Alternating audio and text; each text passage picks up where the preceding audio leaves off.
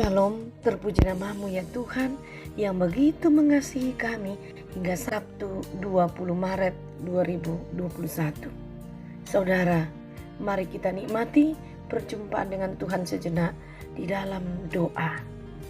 Terima kasih Tuhan, anugerah hidup yang Kau masih berkenan bagi kami. Dan sebelum kami melanjutkan, kami mau menikmati jeda dengan Tuhan di dalam doa dan firman-Mu sejenak. Berkenanlah Tuhan dengan kerinduan kami, anugerahkan kami hikmat-Mu, sehingga kami mengerti firman Tuhan yang akan kami baca dan renungkan. Bersabdalah Tuhan, di dalam nama Yesus Kristus Allah kami berdoa, amin.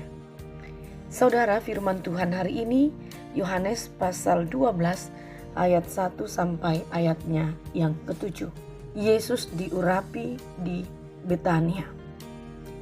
6 hari sebelum Paskah, Yesus datang ke Betania, tempat tinggal Lazarus yang dibangkitkan Yesus dari antara orang mati. Di situ diadakan perjamuan untuk dia dan Marta melayani, sedang salah seorang yang turut makan dengan Yesus adalah Lazarus.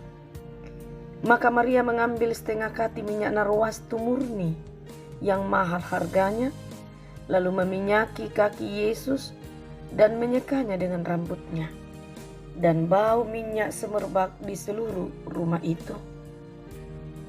Tetapi Yudas Iskariot, seorang dari murid-murid Yesus yang akan segera menyerahkan dia, berkata, "Mengapa minyak narwastu ini tidak dijual 300 dinar dan uangnya diberikan kepada orang-orang miskin?" Hal itu dikatakannya bukan karena ia memperhatikan nasib orang-orang miskin, melainkan karena ia adalah seorang pencuri. Ia sering mengambil uang yang disimpan dalam kas yang dipegangnya. Maka kata Yesus, "Biarkanlah dia melakukan hal ini mengingat hari penguburanku." Demikian saudara firman Tuhan yang diperkenankan bagi kita membaca untuk kita renungkan bagi kehidupan percaya kita. Firman Tuhan ini mengajak saya dan saudara melihat kehidupan beriman kita, bahwa seberapa jauh pengorbanan kita terhadap kasih Tuhan Yesus. Saudara, banyak hal yang bisa kita ungkapkan atau nyatakan dalam menyatakan kasih. Banyak hal yang dapat kita lakukan untuk menyatakan atau mengungkapkan cinta. Begitulah yang diungkapkan dalam perikop kita.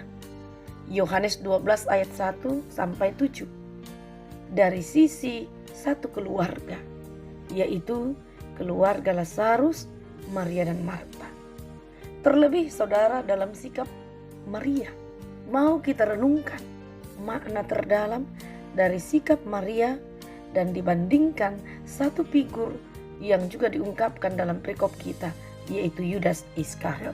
Saudara, walaupun Yesus tahu bahwa pemimpin Yahudi dan kroni-kroninya sedang merencanakan atau menyiapkan tindakan jahat bagi dirinya, yaitu rencana pembunuhan bagi Yesus. Tetapi Yesus tetap kembali ke Yerusalem 6 hari sebelum tiba hari Paskah. Dan sebelum sampai di Yerusalem, ia mampir pada rumah sebuah keluarga yang sangat akrab dengannya di Betania, yaitu keluarga Lazarus, Maria dan Marta.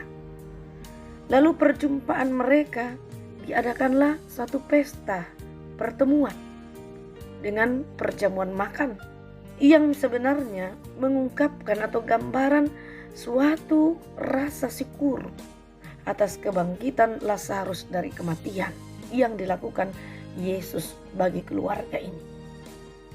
Kota Betania dan nama Lazarus ditegaskan dalam perikop tadi 2 kali. Itu berarti ada hal yang penting mau disampaikan, menegaskan bahwa penampilan Lazarus dan peristiwa spektakuler itu sungguh menggemparkan kota Betania. Marta seperti biasa sangat bersemangat, sangat bersukacita dan sibuk mempersiapkan segala sesuatu supaya pesta itu terlaksana dengan baik dalam melakukan perjumpaan dengan Yesus. Dua tokoh menjadi pusat perhatian dalam perikop kita. Selain keluarga yang menikmati perjumpaan dengan Yesus, yakni nama Maria dan Yudas. Nama Maria dan Yudas ini dua tokoh yang sangat kontras karakternya. Mengapa? Bertentangan dengan peraturan orang Yahudi, Maria dalam perikop kita melakukan satu bentuk pelayanan dan sikap yang mengundang kegelisahan, yaitu Maria duduk di kaki Yesus, menandakan bahwa ia memposisikan dirinya sebagai murid Yesus, dan Yesus menyambutnya atau menerimanya. Karena itu Maria mengungkapkan kasihnya dan hormatnya kepada Yesus melalui persembahan minyak yang mahal, yaitu minyak narwastu yang dipakainya untuk mengurapi kaki Yesus dan menyekanya dengan rambutnya. Sungguh suatu tanda syukur yang dinyatakan oleh Maria, sekaligus mau mengatakan bahwa hatinya sungguh mengagungkan Yesus ini.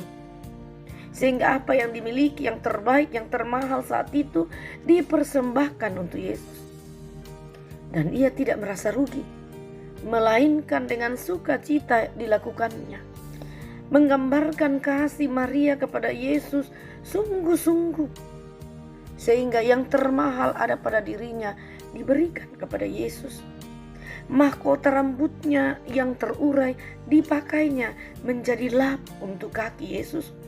Perbuatan itu, saudara, disebut Yohanes sebagai tanda pengurapan. Diartikan oleh Yesus sebagai persiapan untuk penguburannya. Tetapi Maria tidak menyadari bahwa sikap dan pelayanan itu diartikan oleh Yesus sebagai persiapan untuk penguburannya. Tokoh yang kedua yaitu Yudas. Yudas memandang bahwa pengurapan minyak wangi yang mahal ini merupakan sebuah yang sia-sia, pemborosan belaka. Ayat 5. Mengapa minyak narwastu ini tidak dijual 300 dinar dan uangnya diberikan kepada orang-orang miskin? Itu statement yang dikemukakan Yudas sebagai protes.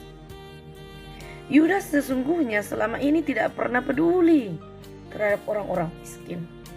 Tetapi kali ini ia bersuara untuk orang miskin, memprotes sikap yang dilakukan oleh Maria. Sebenarnya adalah kepalsuan. Seolah-olah ia menunjukkan simpatinya terhadap orang miskin. Ia mengkritik Maria, mau menyudutkan Maria. Tetapi saudara, sebagaimana sikap dan tindakan Kayafas dan Maria mengungkapkan motif mereka yang sesungguhnya, reaksi Yudas ini pun membongkar keserakahan dan kepentingannya sendiri. Yudas sering mencuri uang kas yang dipegang sebagai bendahara. Ini membuat semakin nyata betapa besar pengorbanan kasih Maria untuk Yesus yang terbaik. Sebaliknya, sama sekali tidak ada kepekaan dan kasih Yudas terhadap Yesus, karena memang dia tidak percaya sepenuhnya kepada Yesus sebagai anak Allah, bahkan Allah itu sendiri yang menyelamatkan manusia. Karena itu ia berusaha untuk menyerahkan Yesus. Nah, satu pelajaran bagi kita bahwa di dalam kehidupan beriman kita dibutuhkan kesetiaan dan cinta kasih yang tulus. Jangan kepalsuan dan hilangkan kepentingan diri sendiri yang ditampilkan oleh figur Yudas. Di situ ada sikap atau hati yang serakah, egois, tidak percaya, bahkan menipu. Ini akan menjadi perenungan kita bagaimana kita menjauhi semua hal-hal atau karakter seperti itu dan memupuk sebaliknya dari sisi sikap dan ketulusan dari Maria. Bahwa ketika hati kita sungguh-sungguh percaya kepada Yesus, bahwa dialah anak Allah, Mesias yang diurapi, diutus untuk keselamatan dunia dan manusia, maka kita akan selalu memiliki kasih dan kerelaan untuk berkorban, dan tidak pernah melihat ketika sesuatu kita lakukan untuk Tuhan melalui orang lain. Kita tidak berhitung secara matematika, dan kita tidak mengutamakan untung rugi, tetapi yang kita utamakan adalah hati yang bersukacita dan bahagia dalam melayani Tuhan melalui apa yang ada pada diri kita, termasuk waktu, tenaga, pikiran, kreativitas, dan harta benda. Memang tidak mudah memberikan persembahan, mengorbankan milik kita yang berharga untuk Tuhan. Seringkali yang menjadi kendala adalah nanti saya rugi kalau saya lakukan ini. Nah, di sini menegur kita bahwa Maria tidak memperhitungkan itu karena ia menyadari bahwa sungguh banyak yang Yesus telah lakukan dalam hidupnya bersama saudara-saudaranya dalam keluarganya. Tak dapat dibalas segala kebaikan dan kebenaran kasih Tuhan yang ada pada diri mereka dan keluarganya. Karena itu, selagi masih ada yang berharga dimiliki, Maria dengan tulus dan sukacita melakukan dan menyerahkan itu yang terbaik untuk Tuhan. Adakah kita juga telah melakukan yang terbaik untuk Tuhan?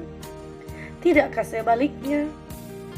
Karena itu saudara, firman Tuhan hari ini menegur kita untuk selalu terbuka. Bukan sebuah pengorbanan kalau yang hal biasa kita beri pada Tuhan atau bawa di ladangnya. Yang dikatakan pengorbanan adalah hal yang luar biasa, yang sulit untuk kita lepaskan. Itulah arti sebuah pengorbanan. Jikalau dengan hati yang sungguh kita mengatakan, inilah yang terbaik untuk Tuhan. Inilah aku, tenagaku, pikiranku, hartaku yang kau berikan bagiku, kembali ku bawa kepadamu untuk dipakai di ladangmu melalui interaksi kehidupan kami. Maka Tuhan akan berbangga melihat bentuk kehidupan dan realita yang kita jalani sebagai anak-anak tebusan Kristus. Terpujilah Tuhan. Amin. Terima kasih ya Allah, kami telah berhenti merenungkan firman-Mu. Biarlah terus berbicara bagi kami dimanapun kami berada dalam segala situasi. Kalau hari ini Tuhan masih memperkenankan kami ada, ya Tuhan berkatilah segala kinerja kami hari ini. Berkatilah juga harapan-harapan kami, usaha kami. Semua jadi di dalam nama kasih-Mu sendiri Tuhan. Ya Allah, kami berdoa untuk seluruh keluarga kami di mana saja orang tua kami, Engkau memberkati mereka.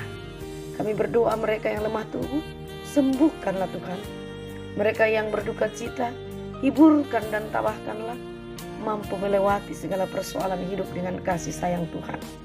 Kami berdoa ya Tuhan, untuk mereka yang berbahagia hari ini, lengkapilah sukacitanya, nama-Mu tidak dilupakan dalam kebahagiaan itu. Begitu pula dengan para orang tua kami dalam keterbatasannya, Tuhan yang menjaga langkah juang mereka di dalam masa usia lanjut. Mereka lewati dengan kasih sayang-Mu. Kami teringat ya Tuhan, bagi pemerintah dan bangsa kami, Engkau berperkara bagi mereka, dan kami menjunjung tinggi ketaatan protokol kesehatan di masa pandemi ini. Engkau berkati semua kesiapan mereka yang telah dirancangkan untuk menerima vaksin, sehingga semua terlayani dengan baik dan menunjang harapan kami untuk terjadinya interaksi kehidupan yang normal ke depan. Ya Bapa, inilah doa kami, inilah syukur kami. Di dalam nama Tuhan Yesus kami mohon. Amin.